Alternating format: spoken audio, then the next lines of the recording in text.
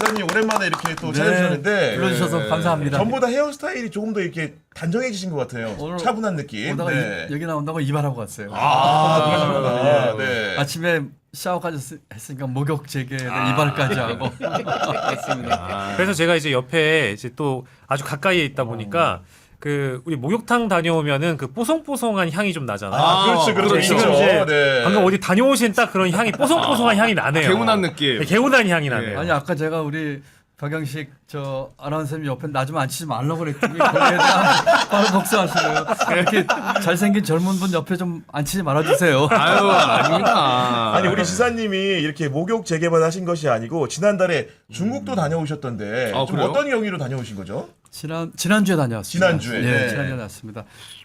그동안 뭐 윤석열 정부 때 뭐 외교 완전 역주행하고 뺄셈 얘기하지 않았습니까?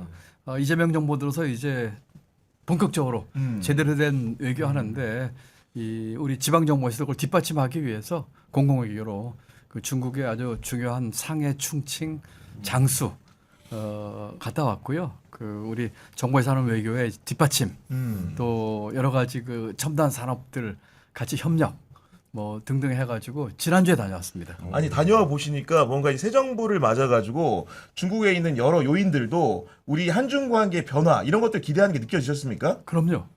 가서 서기하고 이제 시장들 이렇게 쭉 만났는데 뭐 상해, 충칭, 장수는 인구가 예컨대 8,500만이에요. 아 그렇게 많아요? 네, 그러니까 아주 이제 거물들이신데 새 정부에 대한 기대도 크고 한중 관계의 그 협력 정상화에 대해서도 기대가 크고 특히 이제 에이펙에서 이제 시진핑 주석 오시면서 한중 관계가 복원이 잘 될 거다. 그러니까요. 예, 그리고 경기도가 그 견인을 잘하고 있다. 뭐 이런 얘기를 듣고 왔습니다. 그런 견인차 역할을 하시고 뭔가 좋은 관계를 만들어가는 과정인데 요즘 이제 명동에 이제 중국인 관광객 유커들이 많이 몰리고 있는 상황인데 그 혐중 시위대가 그렇게 많이 보여요. 맞아요. 네. 그 명동에도 한번 이제 계도 절차를 제가 밟은 걸로는 알고 있는데 이분들을 막아버리니까 어디 또 대림동 가가지고 혐중 시위나 집회 이런 걸 했다고 하더라고요. 그래서 이게 이제 경찰 쪽에서도 만약에 이제 혐오 표현이 등장하게 되면 이것을 허락하지 않겠다라고 얘기를 했는데 현재 이 자유대학이라는 이 어떤 집회를 주도하는 단체 쪽에서는 이거에 대해서 결국 이제 법적으로 문제를 삼겠다, 가처분을 넣겠다를 지금 하고 있어서 네. 이것도 이제 결과를 좀 기다려봐야 될 것 같고 아무튼 우리 사회가 이제 혐오를 그대로 방치한다라는 것은 절대 안 될 일이고 이게 사실 경제적으로도 굉장히 막중한 피해를 남깁니다. 아니, 맞아요. 예, 명동 지금. 같은데 만약에 그런 혐중 시위나 집회가 있다라고 하면 모처럼 좀 이제 관광도 좀 오픈해놓고 중국에 있는 대규모 관광객들이 네. 몰려오고 있는 상황에서 명동에서 장사하시는 분들이 이제 어떡합니까? 이런 혐중 시위가 나라에도 도움이 안 되고 경제에도 도움이 안 된다라는 거를 그분들이 아셔야 되는데 왜 이러시는지 모르겠어요. 그러니까 지사님도 잘 아시겠지만은 그 사드 배치라든가 코로나19 이후에 실제로 이제 중국 관광객들이 한국에 자주 안 오다 보니까 여러모로 이제 명동 상인들 이런 분들이 경제난을 호소했는데 이제서야 좀 풀릴 법 했는데 이런 식으로 적대적 태도를 취한다는 걸 도움될 게 없는 거 아니겠습니까? 그럼요. 전혀 도움이 되지 않고 있고요. 아까 제가 세계성 이야기했는데 장수성 인구만 해도 8,500만에 그 성의 GDP가 대한민국 GDP보다 큽니다. 그러니까 그렇군요. 이제 네. 거기 석유나 시장들도 경제 협력. 제가 이번에 AI 기업들도 같이 갔거든요. 그리고 중국의 텐센트라든지 세븐 로보틱스도 만나서 경제 협력을 하기로 했는데 그거 못지않게 중요한 게 이제 지금 말씀하신 것처럼 인적 교류, 문화에 대한 이해, 서로 간의 상호 방문 이런 얘기를 많이 했습니다. 그래서 경기도에 있는 그 젊은이들과 해당되는 지역의 젊은이들 간의 뭐 교차 방문, 네. 또 관광, 문화 교류 이런 거에서 양국 간에 좀 이해를 돈독해야 되겠다 하는 찰나에 이런 뭐 혐중이나 이런 그 시위 같은 거는 전혀 바람직하지 않죠. 그 뉴스 보니까 명동에서 하는 것도 당연히 큰 문제인데 이게 아까 그 영식 앵커님이 얘기해 주신 것처럼 대림동 그리고 안산으로도 맞아요. 한 걸로 맞아. 보도를 네. 했었어요. 게다가 이거 전국적으로 또 확대할 계획이 있다고 그러니까 하더라고요. 네. 얼마나 이게 아니 도대체 이렇게 보니까 상인들한테 손팻말 막 들이밀면서 뭔가 이렇게 하는 상황도 연출이 되고 하던데 도대체 뭘 얻고 싶어서 이런 시위를 하는 걸까요? 근데 저는 요즘 이제 우리 한국 사회에 이런 여러 가지 협중 정서를 제도권 안에서도 더 부추기고 있거든요. 그러다 보니까 이런 정말 명동에서의 시위라든지 이런 것들이 더 이렇게 상호 악순환의 이런 관계 속에 지금 있는 건데 우리 헌법 37조에 보면 기본권은 헌법에 명시되지 않았다 해서 보장되지 않는 건 아니다. 그 다음에 바로 뭐가 튀어나오냐면 모든 국민의 권리는 국가 안전 보장, 질서 유지, 공공복리를 위해서 필요한 경우에는 법률로 제한할 수 있게 돼 있거든요.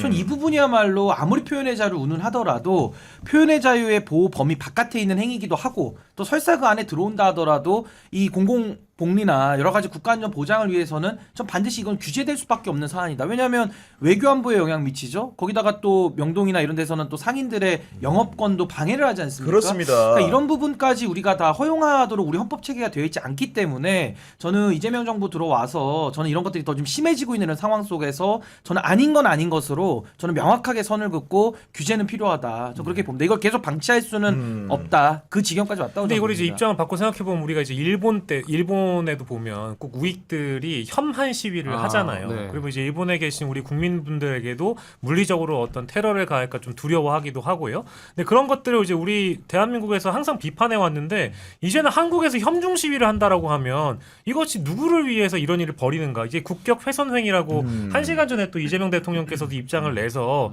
고마워해도 지금 모자랄 판인데 이런 행위를 해서는 안 된다라고 이제 엄단해야 된다. 모든 조치를 다해야 된다라고 말씀하셨기 때문에 저는 이것을 우리 국가에서 모든 국민들께서 한마음 한뜻으로 절대 이 혐오 정서는 허용해서도 안 된다라는 것을 네. 알아주셨으면 그리고 합니다. 제가 이거 하나만 더 덧붙여서 설명드리면 요즘 그 표현의 자유 관련해 가지고 하도 이상한 궤변들이 많이 돌아다녀 가지고 우리 법에 검열이라는 게 있고요. 그리고 본인의 행위에 대한 책임을 묻는 두 가지가 있거든요.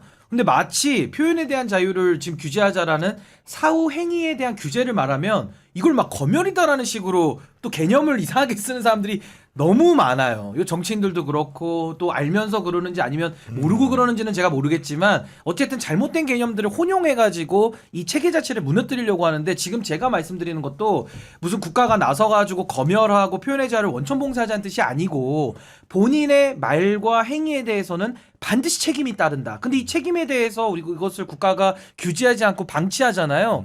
거의 뭐 공유제 비극 비슷하게 아니면은 정말 대한민국의 공동체가 더 이상 유지될 수 없는 상황으로 갈 수밖에 없기 때문에 저는 이 사후 행위에 대한 규제 이 부분은 좀 우리가 한번 들여다볼 때가 됐다라는 생각이 듭니다. 최근에 있었던 제 사례 하나 들어드릴게요. 오, 네. 그저께 제가 경기도에 이제 시흥시를 갔습니다. 경기도가 이제 시가 31개가 있거든요. 제가 이제 달달버스라고 해서 네. 달려가는 곳마다 달라진다 하는 버스를 타고 이제 31개 시군을 쭉 다니면서 이제 이야기도 듣고 문제도 해결하는데 시흥시에 가서 했던 것 중에 하나가 그 의용소방대. 의용소방대. 예, 그러니까 자원봉사하는 소방대원을 만났는데 다문화 가족 의용소방대예요. 아. 그래서 중국, 몽골, 베트남, 미얀마 이런 분들하고 와서 간담회하고 그 정왕시장이라고 하는 곳이 전통시장인데 대부분 외국인들이 상점 주인이고 이런 곳입니다. 그렇군요. 예, 그렇습니다. 그래서 같이 가서 이제 봉사 활동을 했거든요. 이분들이 그런 봉사도 하시고 또 화재나 또는 재난이 나면 소방대원 함께 가서 이 봉사를 하시는 분들인데 중국에서 오신 분들, 몽골에서 오신 분들, 뭐 베트남에서 오신 분들 이런 분들이에요. 그런 거 보니까 정말 감동스럽더라고요. 그래서 저도 같이 이야기하면서 우리 다 같은 그 국민이고 물론 이제 그렇습니다. 그중에 귀하신 분도 계시고 그렇지만은 그래서 같이 끌어안고 또 이것을 함께 승화시켜서 우리의 경쟁력으로 만들어야죠. 예, 그런 경험을 했습니다. 그러니까 그런 부분들 잘 안아가지고 가야 될 것 같다는 생각이 들고 그리고 경제부총리로서도 근무를 하셨기 때문에 대미 관세 협상이 중요하지 않습니까? 그렇습니다. 사실은 우리 그 지사님 같은 경우에는 트럼프 대통령도 직접 만나서 협상해 보신 경험도 있으신 거죠. 그렇습니다. 그때 만난 트럼프 대통령 어떤 분이었습니까? 제가 트럼프 대통령을 직접 만난 건 3번이었고요. 아, 3번이나요. 네. 네. 그리고 물론 대통령과 그때 같이 만났고요. 또 직접 대화도 나눠본 적도 있었고 제 느낌에는 처음에는 만나기 전에는 무지막지한 사람 아니야? 이런 생각을 했는데 만나 보니까 굉장히 전략적이고 그 영리하다는 생각이 들었어요. 아, 전략적이고 영리하다. 예, 대신에 그 잘만 서로 간에 윈윈할 수 있는 전략을 갖고 한다면 또 의외로 빨리 그 합의나 타결을 볼 수도 있는 분이다라는 생각을 했었어요. 네. 지난번 문재인 대통령과는 몇 차례 만나면서 제가 직접 협상도 그 한미 FTA 재협상도 했고 그렇죠. 환율 협상도 했고 다 성공적으로 마무리가 돼서 아주 뭐 좋은 기억만 남아 있습니다만 2기가 돼서는 보니까 조금 다른 것 같아요. 차이점 다르다. 느껴지세요? 예, 차이점이 느껴집니다. 이게 되니까 훨씬 그 터프해졌고 훨씬 더 뭐라고 할까요? 예측이 더 어려운 어렵고 예측이 어렵고 또 그때는 옆에 있던 백악관이나 또는 재무장관이나 포함해서 이런 사람들이 조금은 얘기하거나 조종할 그런 룸이 있어 보였는데 지금 뭐 누구도 견제할 수 없는 상황인 것 같고 한미 그 관세 협상 얘기로 돌아가자면 지금까지 우리 정부가 잘해왔다 생각합니다.